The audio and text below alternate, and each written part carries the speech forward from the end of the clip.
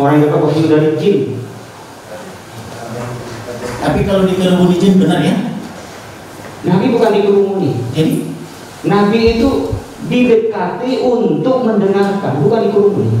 Dan bahwasanya tatkala hamba Allah dalam kurung Muhammad berdiri menyembahnya, dalam kurung mengerjakan ibadah, hampir saja jin itu mendesak mengerumuninya.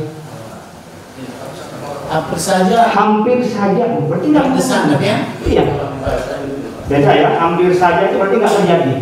Jadi belum terjadi mengerumuni ya? Belum. Baik. Kalau di bukti yang diajukan oleh jaksa tadi saya mendengarnya dikerumuni, mohon dibaca ulang yang punya jaksa. Tidak ada kewajiban untuk diperintahkan jaksa untuk membaca itu. Karena keterangan itu tolong ditunjukkan bukti yang Karena itu dijadikan sebagai bahan dakwaan dan hari dibacakan, bisa mohon diulangi? Saya sudah membaca, tidak mau hak untuk Izin yang mulia biar saudara tadi saya potong. baca saja. Baik. Kalau jaksa tidak mau membacakan, biar dibacakan melalui yang dipoto tadi. Silakan saya untuk membacakan terjemahan dari surat Al-Jin 19 ya. Dan sesungguhnya ketika hamba Allah dalam kurung Muhammad berdiri menyembahnya dalam kurung melaksanakan sholat, mereka jin-jin itu berdesakan mengerumuninya. Berdesakan. Ya, berdesakan mengerumuninya. Memang di sini ada dua versi buku. Satu. Oke, sekarang gini, kalau versi buku. Kalau ada. Cukup sekian dari kami yang mulia. Ya, silakan. Terima kasih yang mulia. Namun sebelum kami tanyakan ketiga orang bapak saksi-saksi ini, kami perlu penegasan dari majelis apakah beliau-beliau ini saksi, fakta atau ahli atau dua-duanya. Karena selama 2 hari ini kita periksa dulu sampai sore, kebanyakan saya perhatikan itu berpendapat yang mulia, bukan hanya menjelaskan fakta, supaya kami tidak salah dan bertanya. Terima kasih. Mohon izin yang mulia, kami ingin mengambil pendapat. Ya, saya kira untuk memperjelas ini bahwa saksi memberikan keterangannya itu diperlukan juga diwajibkan untuk memberikan alasan dan pengetahuan atas keterangan apa yang dia alami, dia dengar dan dirasakan itu sudah terpampang jelas di KUHP, diatur demikian. Saya kira apa yang disampaikan oleh bapak-bapak kita saat ini berarti adalah bagian dari alasan-alasan yang mendasari keterangan dia itu. Karena pada awal bapak-bapak ini sudah menyatakan bahwa apa yang disampaikan oleh terdakwanya adalah bohong. Nah, inilah alasan-alasan yang diungkapkan oleh saksi-saksi kita pada saat ini. Jadi sangat relevan sekali untuk menjadi bagian dari keterangan saksi, dan bahkan duduk di sini sebagai saksi juga relevan untuk menerangkan alasan-alasan dan pengetahuan tersebut. Demikian yang ini.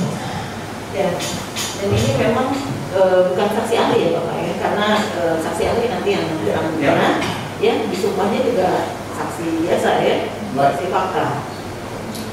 Terima kasih yang mulia kepada saksi Bapak Kiai Haji Muhammad Khalil Nafis ya, selaku Ketua MUI juga dari PBNU.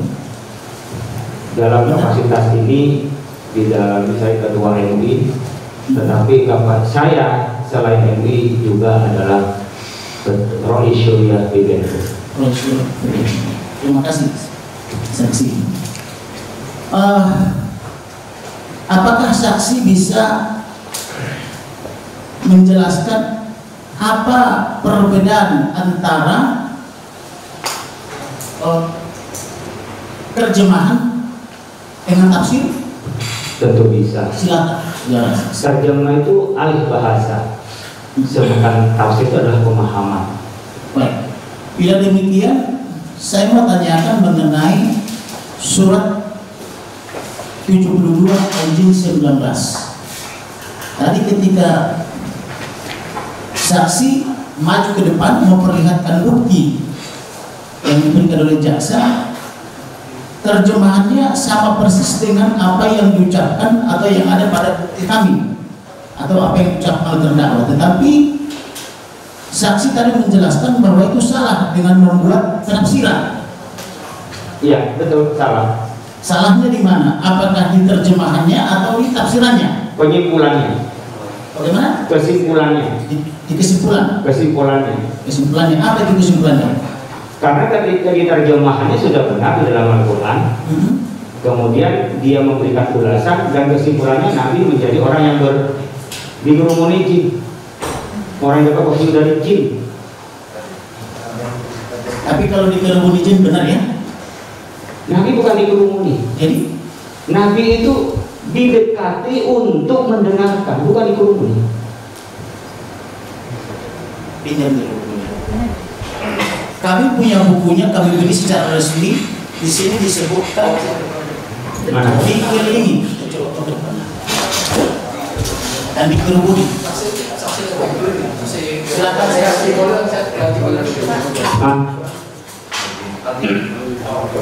Surat 72 Al-Jin 19.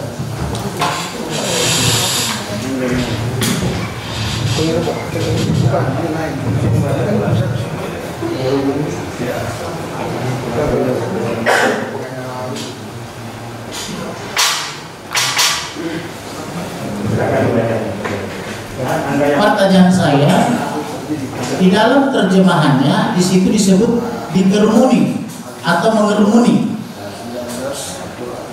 bukan di tafsirnya ya, di terjemahannya Pak Saudara saksi. Ya, surat 72 Al-Jin 19.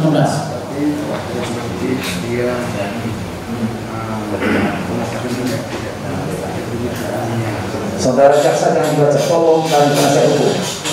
Penasihat hukum yang membaca. Ada penasihat hukum. Itu bukan orang saudara penasihat jaksa dan penasihat. Dan bahwasanya tatkala hamba Allah dalam kurung Muhammad berdiri menyembahnya, dalam kurung mengerjakan ibadah, hampir saja jin itu mendesak mengerumuninya. Saya jawab ya. Saya jawab. Hampir saja itu apa berarti mengerumuni? Hampir saja. Hampir saja berarti nggak sangat ya? Iya. Beda ya. Hampir saja itu berarti nggak terjadi. Jadi belum terjadi mengerumuni ya? Belum. Baik. Kalau di buku yang diajukan oleh jaksa tadi saya mendengarnya dikerumuni. Mohon dibaca ulang yang punya jaksa. Tidak ada kewajiban untuk diperintahkan jaksa untuk membaca itu. Karena kesannya itu dan tolong ditunjukkan buktinya. Karena itu dijadikan sebagai bahan dakwaan dan hari dibacakan, bisa mohon diulangi? Saya sudah membaca, tidak mau hak untuk izin yang mulia biar saya bacakan dari saya foto. Baca saja. Baik. Kalau jaksa tidak mau membacakan, biar dibacakan melalui yang dipoto tadi. Silakan diulang lagi.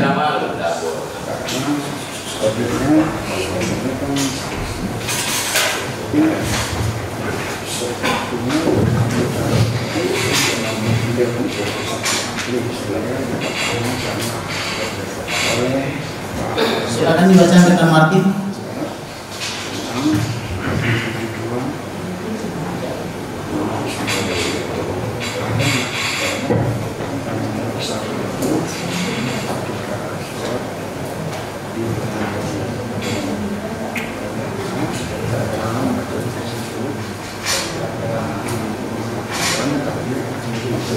Mungkin ini untuk mempersingkat ya, penasihat hukum, apakah ini mau dipertanyakan sebentar Pak? Apakah ini mau dipertanyakan mengenai tafsirnya atau terjemahannya gitu? Terjemahannya, kalau tafsir kan banyak tafsir toh? Ya, disinilah yang saya ingin sampaikan. Kalau saudara membela berkutat dengan terjemahan, itulah sumber kesalahan memahami Al-Quran. Baik. Jadi oleh karena itu, apakah saksi bermaksud tidak boleh dibaca terjemahannya? boleh dibaca, tapi menyimpulkan menjadi tafsir itulah yang butuh orang yang ahli. Terjemahan bukan tafsir. Jadi artinya kalau diterjemahkan menjadi tafsir kemudian disimpulkan, itulah yang kesalahan. Baik. Makanya paham Anda hampir mengerumuni, Anda menjauh mengerumuni. Baik. Itu makanya kalau Anda mau berdebat konten, nih. Kalau Anda mau berdebat, yang silakan. Tolong dibaca ulang, Martin. Izinkan saya untuk membacakan terjemahan dari surat Al-Jin 19 ya. Dan sesungguhnya ketika hamba Allah dalam kurung Muhammad berdiri menyembahnya dalam kurung melaksanakan sholat, mereka jin-jin itu berdesakan mengerumuninya. berdasarkan mengerumuninya. Memang di sini ada 2 versi buku. Satu. Oke, sekarang gini, kalau versi buku itu yang saya bilang tadi juga kepada Kiai Sesuai sampaikan. yang disampaikan oleh JPU tadi. Iya, itu yang saya sampaikan. Kalau Anda masuk pada maknanya, kalau dia baca terjemahnya oke.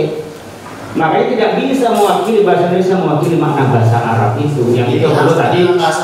Disitulah akhirnya salah menafsirkan dari terjemah itu, salah menafsirkan dan salah menyimpulkan. Baik. Bila demikian, saudara saksi, bagaimana dengan warga negara Indonesia yang tidak semuanya pasti berbahasa Arab? Disitulah pentingnya mengaji. Disitulah pentingnya mengaji kepada guru. Makanya lihat aja kalau santri-santri gak berani kalau dia tidak diberitahu dulu.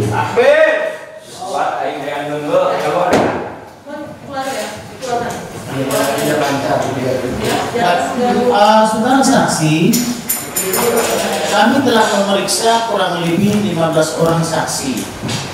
Setiap kali kami tanyakan surat-surat ini, mereka selalu menanyakan, jangan tanya kami, silakan tanya ahli dengan alasan tidak membaca atau belum memahami.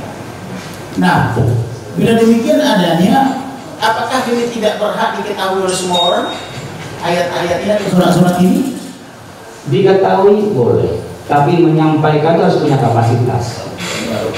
Makanya la yukallifullahu nafsan illa wus'aha. Allah tidak memaksa di luar kapasitas orang itu. Yang tidak boleh adalah dia tidak punya kapasitas, tidak punya kompetensi menjelaskan, apalagi dia juga menistakan. Itu yang nggak boleh. Jadi makanya kita harus saja jangan sampai dijelaskan gitu ya. Itu maksudnya diamalkan sendiri sesuai dengan kemampuan untuk orang awam. Baik, kalau begitu saya mau bertanya tentang sesuai penjelasan daripada Bapak Kiai Haji Otong tadi, bahwa ketika terdakwa ini menurut Kiai Haji Otong sewaktu masih umur 20 ya Pak itu ya, beliau sangat kritis suka apa itu berdebat ya Pak ya, versi Bapak tadi ya. Bukankah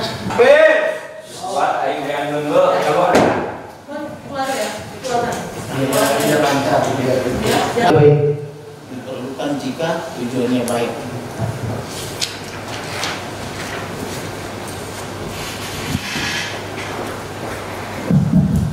Baik. Kemudian bagaimana cara mengukur tujuannya baik ketika dia bertanya terus kepingin tahu realisasi daripada hasil dan akibat dari perdebatan tersebut. Baik. Kalau hasil perdebatan tersebut membuahkan kericuhan, keresahan, itu tidak baik. Cabut itu dalam Islam. Baik. Kepada saksi Kiai Haji Otong tadi mengatakan bahwa terdakwa ini ketika masuk 20-an beliau bertanya kepada Ustaz Maksum ya, Ustaz apa Kiai Pak? Ya terserah, mau Ustaz mau Kiai sama aja. Saya bertanya karena saya belum kenal. Iya. Kalau Ustaz di Sumatera, kalau di saya Ajengan. Oh begitu. Nah, di situ kan ada pertanyaan bagaimana cara mengenal Allah tadi ya, atau Allah ya. Kemudian dijawab tadi menurut penjelasan Pak Kiai manjat kelapa lalu melompat ke kiri. Kurang lebih begitu. Saudara saksi bisa lihat ke depan saja ya, menjawabnya silahkan aja. Apa itu betul? Jadi begini Pak, Pak Kiai almarhum itu lagi ngaji. Betul. Lagi menyampaikan ilmu tauhid tentang ketuhanan. Orang mengerti semua dan tidak ada yang protes terhadap penjelasan tersebut. Datanglah saudara Kosma dengan segala tujuannya, kurang tahu apa maksudnya. Kemudian, nah dia bertanya kepada sang kiai tersebut, Pak Jengan, kalau mau ketemu Allah tuh gimana? Sudahlah, kamu dan kurang tahu itu asli bahasanya. Hanya dia mengatakan seperti itu. Kenapa dia mengatakan kamu naik aja ke pohon kelapa? Itu sudah bosan dengan pelecehan.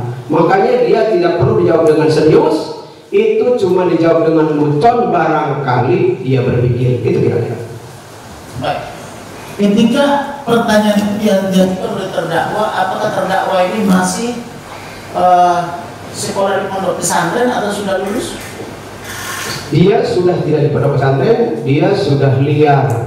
Tahu kemana liarnya itu? Tapi dia sudah seperti pejuang atau apa bagaimana? Saudara saksi tadi mengatakan bahwa terdakwa ini pernah bepergian menjadi tenaga kerja di Timur Tengah atau di Arab Saudi kurang lebih begitu ya Pak ya. Kemudian pulang-pulang sudah mengaku bergelar haji ya, dan namanya bertambah menjadi bergelar Muhammad begitu ya. Pertanyaan saya, tahun berapa beliau ini pergi menjadi tenaga kerja di Timur Tengah atau tepatnya di Arab Saudi? Sebetulnya saya tidak tahu persis bepergiannya itu kemana. Dengan pernyataan dia menyebut-nyebut apa yang ada di Saudi, apa yang dikerjakan sama orang-orang beribadah di Saudi, seperti dia udah tahu. Terus orang-orang banyak bilang, oh dia itu habis dari tenaga kerja. Tepat tahunnya dan waktunya saya kurang tahu karena saya bukan pelakunya. Berarti saksi tidak melihat ya. Baik. Kemudian saya mau tanyakan, barangkali saksi bisa menjelaskan mana lebih dulu terdakwa ini pergi ke Timur Tengah kemudian mengaku berhaji, atau dipersekusi dan atau diusir dari kampung halamannya? Mana lebih dulu terjadi? Yang lebih dulu terjadi itu. Apa itu? Dia mengaku sudah tahu Saudi Arabia dan sudah pegang-pegang Ka'bah katanya. Sebelum terusir dari kampungnya. Sebelumnya. Ya? Baik. Bila demikian, tahun berapa terdakwa ini terusir dari kampungnya? Tepat waktunya saya kurang tahu, kurang hafal. Hanya jelas waktu itu setelah terjadi pengusiran, saya tidak pernah ketemu lagi, ketemu di sini. Tadi saksi mengatakan ketika pengusuran itu saksi juga ada di sana dan itu adalah kesepakatan yang dilakukan oleh Kapolsek, betul? Betul. Kapolsek mana maksud daripada? Kapolsek Kecamatan Cimerak. Kapolsek Kecamatan Cimerak.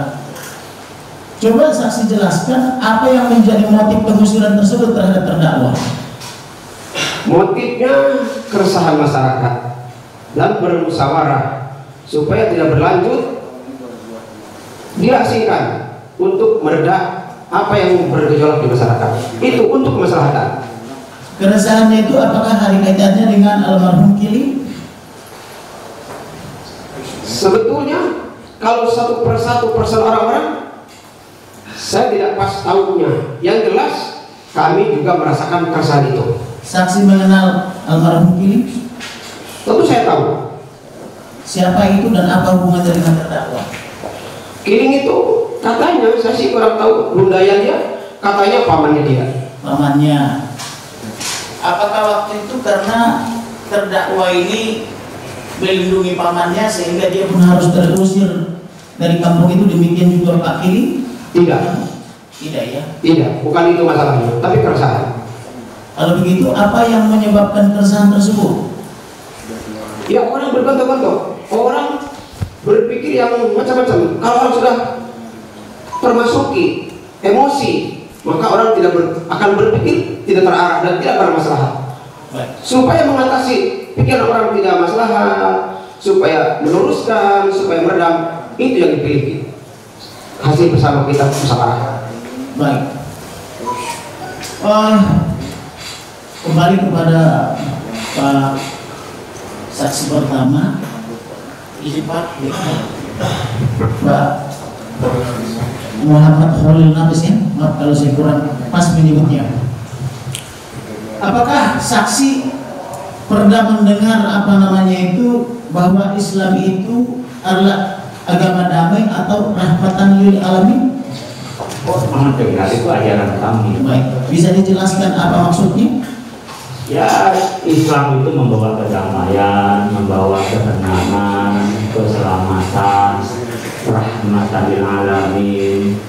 Baik, Islam itu dari salam damai. Membawa damai ya Bapak ya, setuju ya. Kemudian apakah di dalam Islam itu Pak ada perbedaan-perbedaan pendapat? Di dalam hal yang furu'iyah itu terjadi. Baik. Tapi masalah usuliyah itu tidak terjadi. Jadi, Bapak pernah mendengar namanya Sunni dan Syiah? Sunni dan Syiah? Syiah. Oh, Sunni Syiah. Sunni dengan Syiah. Syiah. Ya. Ya, saya luruskan cara Anda menyebutnya. Saya kurang paham ini Pak, tapi maksudnya kurang lebih begitu. Ya, ya tentu ngerti paham Sunni dan Syiah. Baik. Apakah di antara Sunni dan Syiah ada perbedaan dan bagaimana cara menyikapinya di dalam perbedaan tersebut? Ya, Sunni Syiah kan perbedaannya awalnya dari friksi antara kita, tapi tetap Allahnya satu. Allahnya satu ya. Ya. Bagaimana dengan kitabnya satu juga? Sama Al-Quran gimana? Juga ya. Baik. Kemudian di Indonesia saya sering mengalami setiap kali mau di bulan Ramadan ini antara Muhammadiyah dan NU juga seringkali berbeda pendapat soal penentuan Idul Fitri, betul Pak? Betul terjadi. Nah, artinya ada perbedaan ya Pak ya? Jadi ini yang saya sampaikan tadi, masalah usuliyah Allah Maha Kuasa, Allah tidak ada yang sama, itu kan perbedaan pendapat. Tapi masalah furu'iyah yang namanya sifatnya yang masalah-masalah kecil terjadi. Jadi ada bedanya antara yang usul, ada yang pokok dengan yang sifatnya rampingnya itu. Baik, Bapak pernah mendengar lakum dinukum walidin? Itu kajian saya. Kajiannya baik. Maksudnya apa itu? Ya Anda maksudnya apa? Menurut Anda apa kira-kira maksudnya? Apakah betul agamamu, agamaku, kurang lebih gitu? Tapi lihat dari awal dulu. Qul ya ayyuhal kafirun la a'budu ma ta'budun wa la antum 'abiduna ma a'budu. Anda bisa salah kalau dipotong-potong begitu modelnya nantinya. Baik. Mohon maaf, Anda nanti bisa salah. Saya luruskan. Salah ya. Supaya tidak salah bagaimana Pak? Caranya yang Anda ngaji, lalu kalau menyampaikan kitab suci itu harus komprehensif, sehingga nanti nggak menimbulkan orang merasa sakit. Pahamnya dipahami sebelah-sebelah. Terima kasih. Baik Pak. Bila demikian, apakah Bapak pernah mendengar bahwa ketika hambanya Muhammad, bukan polisi kata pinjam, berperang dengan Quraisy ya Pak ya? Ya. Beliau memberikan mohon perlindungan ke kerajaan Kristen, pernah Bapak dengar? Saya pernah membaca ceramahnya Pak Profesor Dr. Quraisy Memberi perlindungan ke mendapat perlindungan siapa? Nabi Muhammad dan rombongannya. Oh iya, ketika Kalau nggak salah di Habasyah. hijrah ke Habasyah, bukan Habasyah, ya? kepada Habasyah. Ya. Bahasa Habasyah ya. Ya. Benar dia? Benar. Baik. Apakah di situ ada perjanjian yang mewajibkan umat Muslim harus melindungi umat Kristen tanpa harus membayar atau bila pun membantu membangun rumah ibadahnya tanpa harus berhutang? Di situ tidak ada perjanjian. Tidak ada perjanjian. Yang ada itu ada perjanjian, nanti ada perjanjian Hudaybiyah. Tapi pada prinsip besar di dalam Islam itu tidak saling mengganggu, bahkan saling melindungi seperti hanya di Madinah itu. Baik Pak. Kecuali karena kita diserang. Oke. Karena kita ini hidup bermasyarakat, tentu kita tidak lepas daripada fenomena sosial. Betul Pak ya? Bapak tahu nggak selama pemerintahan Pak Jokowi ada 1.000 lebih gereja yang ditutup mengatasnamakan agama tertentu? Saya tidak kapasitas ngomongin pemerintahan Pak Jokowi. Mungkin pernah baca berita? Saya tidak dalam kapasitas untuk menjawabnya. Baik, terima kasih. Bagaimana dengan Bapak tadi menyebut bahwa selain Al-Quran, Taurat dan Injil juga diturunkan oleh Allah? Betul demikian Pak? Ya, kitab-kitab suci kepada namanya Al-Kutub As-Samawiyah dalam Islam. As-Samawiyah. Ya, Al-Kutub. Apakah itu maksudnya sama dengan agama Samawi? Iya, agama Samawi punya kitab-kitab suci. Itu juga diturunkan dari Allah. Diturunkan dari Allah. Termasuk Taurat, Zabur. Apakah ada kewajiban bagi umat Muslim untuk percaya Taurat dan Injil? Percaya turunnya kitab, tetapi isinya harus kepada Al-Quran. Percaya Taurat dan Injil diturunkan, tapi percayanya harus kepada. Tapi mengajinya kepada kitab Al-Quran. Baik. Apakah benar dari 25 nabi umat Islam, 24 diantaranya adalah ada tertulis dalam kitabnya Yahudi dan Nasrani? Saya tidak kapasitas menyampaikan dari kitab suci umat lain. Baik. Saya perlu menyampaikan hanya Bapak tadi kan mengatakan bahwa umat Muslim wajib percaya kepada Taurat dan Injil sebagai kitab yang diturunkan, kan begitu dasarnya tadi? Iya. Isinya itu tidak ada kewajiban kami mempelajari. Yang ada kewajiban mempelajari dari Al-Quran. Jadi kalau dari kitab lain tidak perlu dibaca ya? Tidak, bukan tidak perlu. Tidak wajib. Tidak wajib itu beda dengan tidak perlu. Ini bedanya. Baik, saya sudah tangkap poinnya. Oke. Bagaimana dengan perkataan Rasulullah atau Nabi Muhammad yang mengatakan jika kau ragu terhadap kitab yang saya turunkan kepadamu, tanyalah kepada pembaca kitab sebelumnya atau kitab ulul. Maksudnya gimana itu Pak? Di mana itu kata-kata itu? Ketika ada orang yang ragu terhadap kitab yang diberikan oleh Muhammad, enggak gitu mestinya. jadi bagaimana mestinya Pak? Yang isinya itu ikun tumfi raibin mimma nazzalna ala abdina fa'tu bi suratin min muslim. Kalau Anda ragu terhadap apa yang diturunkan oleh Allah Al-Quran kepada Nabi Muhammad, silahkan Anda bikin seperti Al-Quran. Tidak ada bilang bertanya kepada pembaca kitab sebelumnya? Enggak ada. Tidak ada ya, yakin ya Pak ya? Saya sepengetahuan saya di bawah sumpah. Saya kan nggak mengatakan tidak ada. Itu bedanya saya dengan terdakwa. Baik. Kalau Anda menanya kepada saya, itu sepengetahuan saya di bawah Pengetahuan ya, sumpah. bukan berarti tidak ada ya? Dan tapi biasanya yang saya sudah ketahui itu tidak ada biasanya. Baik.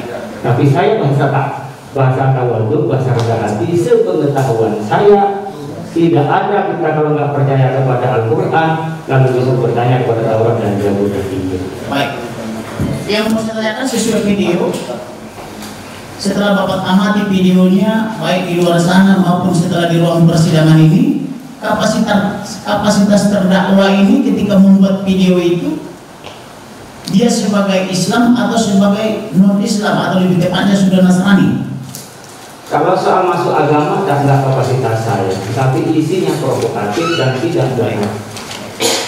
Apakah saksi pernah mengetahui bahwa umat Nasrani percaya Yesus itu adalah Tuhan? Yesus sebagai? Yesus sebagai Tuhan? Oh, saya tidak Pernah mendengar mungkin? Tidak pernah saya untuk menilai umat lain. Enggak, mendengarkan beda dengan menilai Bapak.